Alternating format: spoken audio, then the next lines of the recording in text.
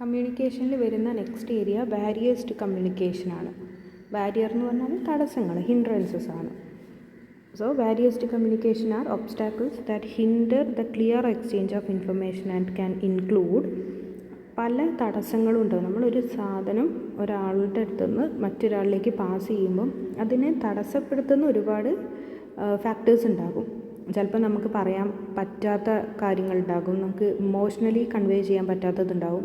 ചിലപ്പോൾ നമ്മളുടെ ലാംഗ്വേജിൻ്റെ പ്രശ്നങ്ങളുണ്ടായിരിക്കാം, അതല്ലെങ്കിൽ നമ്മളുടെ കൾച്ചറൽ ബാരിയേഴ്സ് ഉണ്ടാകാം. അങ്ങനെ ഒരുപാട് ബാരിയേഴ്സ് ഉണ്ട്. അതെന്തൊക്കെയായിരിക്കാം എന്നുള്ളതാണ് ബാരിയേഴ്സ് ടു കമ്മ്യൂണിക്കേഷനിൽ ഡിസ്കസ് ചെയ്യുന്നത്. സിമ്പിളാണ്. ആ പോയിൻറ്റ്സ് എന്തൊക്കെയാണെന്ന് നോക്കിയാൽ മതി. ഒന്നാമത്തത് ഫിസിക്കൽ ബാരിയേഴ്സ് ഉണ്ടാകാം. ഫിസിക്കൽ ബാരിയേഴ്സ് എന്ന് പറയുന്നത് എന്താ, നമ്മളുടെ ഒരു നേച്ചർ ഓഫ് എൻവയോൺമെൻറ്റിൻ്റെ ബേസിസിൽ നമ്മളുടെ ഒരു ബ്രാഞ്ചിലാണ് ഇപ്പോൾ നമ്മൾ വർക്ക് ചെയ്തുകൊണ്ടിരിക്കുന്നത്. അടുത്ത ബ്രാഞ്ചിലേക്ക് നമുക്ക് അതിൻ്റെ എന്തെങ്കിലും ഇൻഫോർമേഷൻ പാസ് ചെയ്യണം. പക്ഷേ അതേസമയം ഇൻ്റർനെറ്റ് കട്ടായി പോവുകയാണ്, അല്ലെങ്കിൽ കോള് കിട്ടാതായിട്ട് വരികയാണ്, നമുക്ക് നേരിട്ട് ചെന്ന് പറയാൻ പറ്റുന്നില്ല. ഈ ഒരു രീതിയിൽ ഫിസിക്കൽ ബാരിയേഴ്സ് വരാം. ഓക്കെ, രണ്ട് സ്ഥലങ്ങളിൽ ലൊക്കേറ്റ് ചെയ്യുന്നത് എന്ന് പറയുന്നത് ഒരു ഫിസിക്കൽ ബാരിയർ, അത് നാച്ചുറലി നടക്കുന്ന ഒരു കാര്യം തന്നെയാണ്. രണ്ടാമത്തത് എന്താ, ഇൻഫോർമേഷൻ ഓവർലോഡാണ്. ഇൻഫോർമേഷൻ ഓവർ എന്ന് പറഞ്ഞാൽ ഒരാൾക്ക് ഒരുപാട് ഇൻഫോർമേഷൻ ഒരേ സമയം റിസീവ് ചെയ്യാണ്. ഇതിൽ നമുക്ക് ഏതിനാണ് ഇമ്പോർട്ടൻസ് കൊടുക്കേണ്ടതെന്ന് പോലും നമുക്ക് ചിന്തിക്കാനുള്ള ഒരു ടൈം കിട്ടുന്നില്ല. ഓവർലോഡായിട്ടാണ് കിട്ടുന്നത്. അപ്പോൾ ഈ ഓവർലോഡ് ആകുന്ന സമയത്ത് എന്താവും, നമുക്ക് കിട്ടുന്ന എല്ലാ ഇൻഫോർമേഷനും ചിലപ്പോൾ നമുക്ക് നോക്കാൻ കഴിയണമെന്നില്ല, ഓവർലുക്ക് ചെയ്യാൻ പറ്റണമെന്നില്ല. മീൻസ് നമ്മൾ ജസ്റ്റ് നോക്കി പോകും, അതിൻ്റെ ഇമ്പോർട്ടൻസ് അറിയാതെ ജസ്റ്റ് നമ്മളൊക്കെ ചെക്ക് ചെയ്ത് നോക്കി മാത്രം പോകും. അത് റീഡ് ചെയ്യാനും പോലും നമുക്ക് ടൈം കിട്ടാതിരിക്കുക, ഓവർലുക്ക്ഡ് ആയിട്ട് പോവാം. ഓർ ഫോർഗട്ടൻ, നമ്മൾ വായിച്ചിട്ടുണ്ട്, ഇത് നമുക്ക് ചെയ്യണമെന്ന് തോന്നിയിട്ടുണ്ട്, അല്ലെങ്കിൽ ചെയ്യാൻ വേണ്ടി നമ്മൾ മാറ്റി വെച്ചിട്ടുണ്ട്, പക്ഷെ അതിൻ്റെ കൂടെ ഒരുപാട് ഇൻഫോർമേഷൻ പിന്നെയും വന്ന സമയത്ത് നമുക്ക് ഫോർഗെറ്റ് ആവാനുള്ള ചാൻസ് കൂടുതലാണ്. പിന്നെ മിസ് ഇൻ്റർപ്രറ്റ് ചെയ്യാം. നമുക്ക് വന്ന കാര്യങ്ങൾ തന്നെ നമ്മൾ പെട്ടെന്ന് നോക്കുന്ന സമയത്ത് ഇത് ഉദ്ദേശിച്ച മീനിങ്ങിലൂടെ ഇല്ലാതെ നമ്മൾ വേറെ എന്തെങ്കിലും ആണെന്നുള്ള രീതിയിൽ അതിനെ എന്ത് ചെയ്യാം, എക്സിക്യൂട്ട് ചെയ്യാം. അപ്പം മിസ് ഇൻ്റർപ്രറ്റ് ചെയ്ത് പോകാം, ഫോർഗറ്റായിട്ട് പോകാം, അല്ലെങ്കിൽ ഓവർലുക്ക് ആവാനുള്ള ചാൻസസും കൂടുതലാണ് ഇൻഫർമേഷൻ ഓവർലോഡ് വരുന്ന സമയത്ത്. മെയിനായിട്ടുള്ളൊരു പ്രോബ്ലം തന്നെയാണ്. വലിയ ഓർഗനൈസേഷനൊക്കെയാണ് ഇത് ഏറ്റവും വലിയ ഇഷ്യൂ. ചെറിയ ഓർഗനൈസേഷൻസിലൊന്നും ഈ ഒരു ബാരിയർ ഉണ്ടാവാനുള്ള ചാൻസസ് ഇല്ല. ദെൻ സെമാൻറ്റിക് പ്രോബ്ലംസ് ആണ്. സെമാൻറ്റിക് എന്ന് പറഞ്ഞാൽ എന്താ, നമ്മൾ പറയുന്ന രീതി, മീനിങ് എന്ന് പറയുന്നത് മാറിപ്പോവാം. അപ്പോൾ നമ്മളുടെ രണ്ട് കൺട്രിയിൽ ഉള്ള രണ്ട് ആൾക്കാരാണെന്നുണ്ടെങ്കിൽ അവിടെ യൂസ് ചെയ്യുന്ന പല വേർഡ്സും മീനിങ്സും ഫ്രേസസും ഒന്നായിരിക്കില്ല ഇവിടെ ഉള്ളത്. അപ്പോൾ അതിൻ്റെ മീനിങ്ങിൽ ഡിഫറൻസസ് വരാനുള്ള ചാൻസസ് ഉണ്ട്. occurs when the meaning of a message to the sender differs from the meaning of the recipient. അവിടെ മാറ്റങ്ങൾ വരാനുള്ള ചാൻസസ് ഉണ്ട്. നമ്മൾ ഉദ്ദേശിച്ച മീനിങ്ങോട് കൂടി ആയിരിക്കില്ല നമ്മൾ പാസ് ചെയ്തിട്ടുള്ള ആൾ അല്ലെങ്കിൽ റിസീവ് ചെയ്തിട്ടുള്ള ആൾ അത് റിസീവ് ചെയ്തിട്ടുള്ളത്. ദെൻ പുവർ ലിസണിങ്, അടുത്തൊരു ബാരിയർ എന്ന് പറയുന്നത് നമ്മൾ പറയുന്നുണ്ട്, പക്ഷെ ആ കേൾക്കുന്ന ആൾ ജസ്റ്റ് അവിടെ ഒരു ഹ്യൂമൻ ബോഡി ആയിട്ട് ഇരിക്കുന്നു മാത്രമേ ഉള്ളൂ. അയാളുടെ മൈൻഡ് വേറെ ഏതെങ്കിലും സ്ഥലത്താണെങ്കിൽ അവിടെ പുവർ ലിസണിങ് ആണ്. ജസ്റ്റ് അയാളുടെ ഫിസിക്കൽ ബോഡി മാത്രമേ അവിടെ പ്രസൻ്റ് ആയിട്ടുള്ളൂ. അപ്പോൾ അതിനെ നമ്മൾ പുവർ ലിസണിങ് എന്നാണ് പറയുക. അവിടെ എന്താ, ആക്റ്റീവായിട്ടുള്ള ഒരു ലിസണിങ്ങും ഇല്ല. ജസ്റ്റ് നമുക്ക് ആക്റ്റീവ് ലിസണിങ് ആണെങ്കിൽ അയാൾ ഒന്നുകിൽ നമ്മൾ പറയുന്നതിനനുസരിച്ച് നോഡ് ചെയ്യാം, അല്ലെങ്കിൽ നമുക്ക് അയാളുടെ ജസ്റ്റേഴ്സിലൂടെ മനസ്സിലാക്കാം, അയാൾ പറയുന്ന ഫീഡ്ബാക്സിലൂടെ നമുക്ക് മനസ്സിലാക്കാൻ പറ്റും. ഇതൊന്നുമില്ലാതെ ജസ്റ്റ് ഒരാൾ ഇരിക്കുന്ന മാത്രമാണെങ്കിൽ അത് പുവർ ലിസണിങ് ആണ്. ഓക്കെ, പിന്നെ അടുത്തൊരു പ്രോബ്ലം ഫിൽട്ടറിങ് ആണ്. ഫിൽട്ടറിങ് എന്ന് പറഞ്ഞാൽ എന്താണ്, നമുക്ക് വേണ്ട രീതിയിൽ നമ്മളുടെ മെസ്സേജിനെ മാറ്റിയെടുക്കുക, അല്ലെങ്കിൽ അതിനെ ഫിൽട്ടർ ചെയ്ത് നമുക്ക് ആവശ്യമുള്ളത് മാത്രം മാനേജേഴ്സിന് പാസ് ചെയ്യുക. Sender of a message manipulate information in such a way that it will be seen more favourable by the receiver. ഇപ്പോൾ നമ്മൾ മാനേജർക്ക് കംപ്ലയിൻറ്റ്സ് ഫയൽ ചെയ്യാണ്. ഓക്കെ, നമ്മളുടെ ഒരു ഇഷ്യൂ, ഒരു ഓർഗനൈസേഷനിൽ ഒരു ഇഷ്യൂ ഉണ്ടായി, രണ്ട് പേര് തമ്മിലൊരു ഇഷ്യൂ ഉണ്ടായി. ആ ഇഷ്യൂ നമ്മൾ മുകളിലേക്ക് ഫയൽ ചെയ്യണം, കംപ്ലയിൻറ്റ് ഫയൽ ചെയ്യണം. ഈ ഫയൽ ചെയ്യുന്ന സമയത്ത് കേസ് കൊടുക്കുന്ന ആൾ എന്ത് ചെയ്യും, മീൻസ് കംപ്ലയിൻറ്റ് ഫയൽ ചെയ്യുന്ന ആൾ എന്ത് ചെയ്യും, അയാൾക്ക് ഫേവറായിട്ടുള്ള രീതിയിൽ ആ ഇഷ്യൂവിനെ എന്ത് ചെയ്യും, ഫിൽട്ടർ ചെയ്തിട്ട് അയാളുടെ തെറ്റുകൾ മറച്ച് വെച്ച് ഈ ഓപ്പോസിറ്റ് നിൽക്കുന്ന ആളുടെ പ്രശ്നങ്ങൾ അല്ലെങ്കിൽ ഇഷ്യൂസ് മാത്രം ഇയാൾ മുകളിലേക്ക് കൊടുക്കും. അപ്പോൾ അവിടെ ഫിൽട്ടറിങ്ങാണ് നടക്കുന്നത്. ഫിൽട്ടർ ചെയ്തിട്ട് അയാൾക്ക് ഈ ഫേവറബിൾ ആയിട്ടുള്ള രീതിയിലുള്ള ഇൻഫോർമേഷൻ മാത്രം പാസ് ചെയ്യും. അയാൾക്ക് ഫേവറബിൾ ആയിട്ടുള്ള രീതിയിൽ റിസൾട്ട് വരുന്ന രീതിയിൽ മാത്രം ഇൻഫോർമേഷൻസ് പാസ് ചെയ്യാം. അതും ബാരിയേഴ്സ് ടു കമ്മ്യൂണിക്കേഷനാണ്. അവിടെ അതിൻ്റെ റിയൽ ആയിട്ട് നടന്ന ഇൻസിഡൻസ് ഈ ഒരു റിസീവർ അറിയുന്ന പോലും ഉണ്ടാവില്ല. നെക്സ്റ്റ് എന്താണ്? കൾച്ചറൽ ബാരിയേഴ്സാണ്. എന്തുണ്ടാക്കാം? ഈ പറഞ്ഞതുപോലെ 2 കൺട്രിയിലുള്ള അല്ലെങ്കിൽ 2 സൊസൈറ്റിയിൽ ജനിച്ച് വളർന്നിട്ടുള്ള ആൾക്കാർ, കൺട്രി തന്നെ വ്യത്യാസമാണെന്നില്ലേ, 2 ബാക്ക്ഗ്രൗണ്ട്സിൽ, കൾച്ചറൽ ബാക്ക്ഗ്രൗണ്ട്സിൽ ജനിച്ച് വളർന്നിട്ടുള്ള ആൾക്കാരായിരിക്കാം, അല്ലെങ്കിൽ അവരുടെ പൊസിഷനിൽ വരുന്ന വ്യത്യാസങ്ങളായിരിക്കാം. ഇത് നമ്മുടെ കൾച്ചറൽ ബാരിയേഴ്സാണ്. നമ്മളുടെ ഫാമിലീനെയും ഫ്രണ്ട്സിനെയൊക്കെ എങ്ങനെയാണോ ട്രീറ്റ് ചെയ്തിട്ടുള്ളത്, നമ്മളുടെ സറൗണ്ടിങ്സൊക്കെ നമ്മൾ ഒരുപാട് എഫക്റ്റ് ചെയ്യുന്നുണ്ട്. ഇതൊന്നുമില്ലാതെ ഒറ്റയ്ക്ക് വളർന്നിട്ടുള്ള ഒരാളാണെന്നുണ്ടെങ്കിൽ അയാൾക്ക് കുറച്ചും കൂടെ ഇൻഫീരിയോറിറ്റി കോംപ്ലക്സ് ആണെന്നുണ്ടെങ്കിലും അയാളുടെ ഓർഡറിങ് ആണെങ്കിലൊക്കെ അതിനനുസരിച്ച് എഫക്റ്റ് ചെയ്തിട്ടുണ്ടാകും.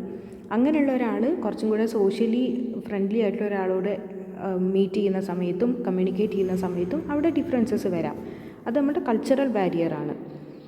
Then socio psychological barriers.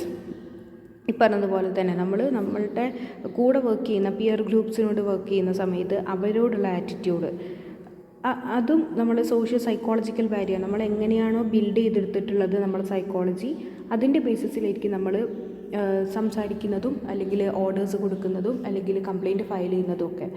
അതും നമ്മളെ കമ്മ്യൂണിക്കേഷൻ എഫക്റ്റ് ചെയ്യുന്ന ഒരു ബാരിയറാണ് സോഷ്യോ സൈക്കോളജിക്കൽ ഫാക്ടേഴ്സ് എന്ന് പറയുന്നത്. പിന്നെ നമ്മളുടെ ഇമോഷൻസാണ്. ഇമോഷൻസ് എന്ന് പറയുന്നത് എന്താ? നമ്മളൊരു കാര്യം കൺവേ ചെയ്യുന്ന സമയത്ത് അതിൻ്റെ ഇമോഷനോട് കൂടിയായിരിക്കണം കൺവേ ചെയ്യുന്നത്.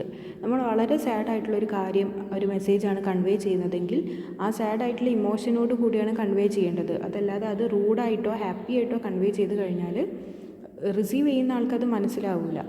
അതുപോലെ തന്നെ വളരെ പോസിറ്റീവായിട്ടുള്ളൊരു കാര്യമാണ് നമ്മൾ പാസ് ചെയ്യുന്നതെങ്കിൽ പോസിറ്റീവായിട്ടുള്ളൊരു ഇമോഷനോട് കൂടി അക്കമ്പനി ചെയ്തിട്ടാണ് അത് പാസ് ചെയ്യേണ്ടത്. ആ രീതിയിൽ നമ്മുടെ ഇമോഷൻ തെറ്റായി കഴിഞ്ഞാൽ അത് നമുക്കൊരു വലിയ ബാരിയറായിട്ട് മാറും. പിന്നുള്ളത് എന്താണ്? പുവർ റിട്ടൻഷനാണ്. റീറ്റെയിൻ ചെയ്യുക എന്ന് പറഞ്ഞാൽ ഓർമ്മിച്ച് വയ്ക്കുക. നമുക്ക് കുറേ കാര്യങ്ങൾ കേട്ട് കഴിഞ്ഞാൽ മറന്നു പോകാനുള്ള ചാൻസസ് കൂടുതലാണ്. അങ്ങനെ റീറ്റെയിൻ ചെയ്ത് വെച്ചിട്ടില്ലെങ്കിൽ നമുക്ക് ഇമ്പോർട്ടൻ്റ് ആയിട്ടുള്ളൊരു കാര്യമാണ്, നമുക്ക് വിട്ടുപോവുകയാണ്, മറന്നു പോവുകയാണെന്നുണ്ടെങ്കിൽ അത് ഒരു ബാരിയറായിട്ട് നമുക്ക് ട്രീറ്റ് ചെയ്യാം, പുവർ റിട്ടൻഷൻ എന്ന് പറയുന്നത്. പിന്നുള്ളത് എന്താണ്? ലോസ് ബൈ ട്രാൻസ്മിഷനാണ്. നേരത്തെ പറഞ്ഞതുപോലെ തന്നെ സെൻഡർ ഒരു കാര്യം പറഞ്ഞു, അത് ഡിഫറെൻറ്റ് ഫോർമൽ ചാനൽസിലൂടെ പാസ് ചെയ്ത് എൻറ്റർ അല്ലെങ്കിൽ റിസീവർ ആരാണോ അയാളുടെ അടുത്ത് എത്തുമ്പോഴേക്കും എന്താകും? ഒരുപാട് കാര്യങ്ങൾ അതിൽ നിന്ന് വിട്ടുപോയിട്ടുണ്ടാകും. അപ്പോൾ ഡാറ്റ പാസ് ചെയ്യുന്ന സമയത്ത്, ട്രാൻസ്മിറ്റ് ചെയ്യുന്ന സമയത്ത് ഒരുപാട് ലോസസ് വരാനുള്ള ചാൻസസ് കൂടുതലാണ്. അത് ഒഴിവാക്കാനാണ് നമ്മൾ ഇൻഫോർമൽ കമ്മ്യൂണിക്കേഷൻ കൂടുതലായിട്ട് യൂസ് ചെയ്യുന്നത്. പിന്നുള്ളത് ടൈം പ്രഷറാണ്. പെട്ടെന്ന് നമുക്ക് ചെയ്ത് തീർക്കണം എന്നാണെങ്കിൽ ആ സിറ്റുവേഷൻസിൽ നമുക്ക് ടൈം പ്രഷർ കൊണ്ട് നമുക്കത് ചെയ്ത് തീർക്കാൻ പറ്റണമെന്നില്ല. അതും നമ്മളൊരു ബാരിയർ തന്നെയാണ്. ഓക്കെ, അപ്പോൾ ഡിഫറെൻറ്റ് ബാരിയേഴ്സ് ഉണ്ട്. നമുക്ക് നോർമലി അറിയുന്ന കുറേ കാര്യങ്ങൾ തന്നെയാണ് ബാരിയേഴ്സായിട്ട് ഇതിൽ ഡിസ്കസ് ചെയ്യുന്നത്. ഇനി ഇതിൻ്റെ സ്ട്രാറ്റജീസാണ്. നമുക്ക് ഏതൊക്കെ രീതിയിൽ ഇത് ഓവർകം ചെയ്തെടുക്കാൻ പറ്റും, എങ്ങനെയൊക്കെ നമുക്കത് ഓവർകം ചെയ്യാൻ പറ്റുക. ബാരിയേഴ്സ് നമുക്ക് ഒഴിവാക്കാൻ പറ്റില്ല, പക്ഷെ അതിനെ നമുക്ക് ഓവർകം ചെയ്യാം. ഓവർകം ചെയ്യണമെങ്കിൽ നമ്മൾ എന്തൊക്കെ ചെയ്യണം? അതിൻ്റെ കുറച്ച് സ്ട്രാറ്റജി എന്ന് പറയുന്നത് എന്താണ്? Eliminate differences in perception.